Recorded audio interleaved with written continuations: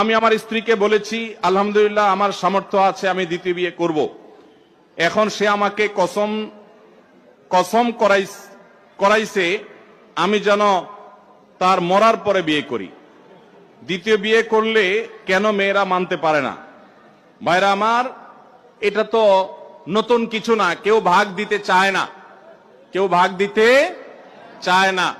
কিন্তু আমাদের মা বোনদের মনে রাখতে হবে, একাধিক বিয়ের বিধান আল্লাহ রাব্বুল আলামিন এমনি এমনি রাখেন না। এর যথার্থতা আছে, এর যৌক্তিকতা আছে। যদি কেউ এই ক্ষেত্রে মনে করে কেউ যে না আল্লাহর এই বিধানটা আমি মানি না বা এটা আমার কাছে অযৌক্তিক মনে হয়, সাথে সাথে সে বেঈমান হয়ে যাবে।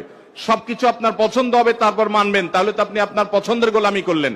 আল্লাহর গোলামি তখন হবে যখন আপনার পছন্দ হলেও মানবেন, পছন্দ না হলেও মানবেন। আল্লাহ রাব্বুল আলামিন পুরুষদের মধ্যে মেয়েদের চাইতে যৌন আকাঙ্ক্ষা চাহিদা বেশি রেখেছেন। এটা বৈজ্ঞানিকভাবে প্রমাণিত, এটা মহাসত্য, এটা অস্বীকার করার কোনো সুযোগ নাই।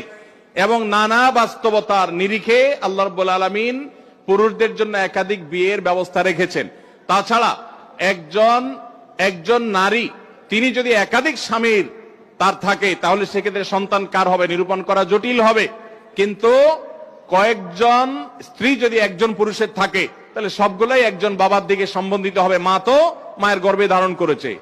নানান কারণে আল্লাহ যা নির্দেশ করেছেন এর বাইরে কোনো যৌক্তিক বিষয় থাকতে পারে না। অতএব সব জায়গায় সমতার চিন্তা করলে সেটা ভুল এবং বিভ্রান্তি।